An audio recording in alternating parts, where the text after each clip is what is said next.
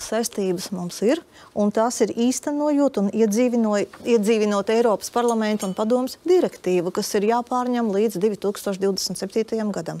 Tātad ir mums arī starptautiskā uzraudzība un starptautiskās saistības. Tā direktīva, uz ko jūs atsaucaties, viņa runā par nevis visiem vienādu aizsardzību, bet viņa runā par labāku aizsardzību atsevišķām apdraudētām grupām. Vai ne?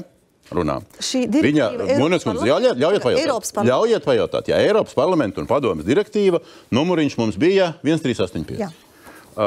Viņa runā par to, ka labāku aizsardzību vajag tām grupām, kas saskaras ar intersekcionālu diskrimināciju un paaugstinātā riskā. Tur nav visas sievietes. Tur ir tikai sievietes, kas ir attiecīgi tur bezpajumtnieces un bruņotiem konfliktiem bēg un lauka apvidos dzīvo un aizturētās un saimiem ienāk. Ne visas.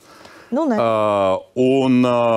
Un tālāk te ir teikts, ka šajās intersekcionālajās sadaļās, kur ir labāka aizsardzība jānodrošina, ietilpst lesbietes, geji, biseksuāļi, transpersonas un interseksuāļi. Citēju. 74. 75. punktiņš, tur tas ir. Tad es pareizi saprotu, ka tagad Nacionālā apvienība nāk uz Saimu rītā, lai labāku aizsardzību nodrošinātu šīm grupām. Pareizi?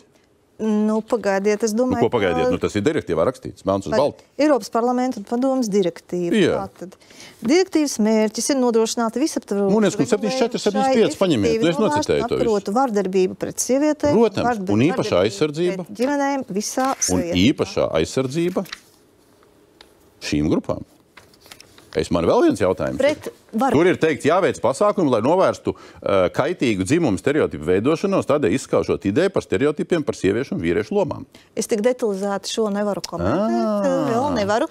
Mēs sākām šo direktīvu pētīt, mēs saņēmām Tieslietu ministrijas atzinumu, ka tā esot ārkārtīgi šaura. Es neredzu, ka tā būtu ārkārtīgi šaura.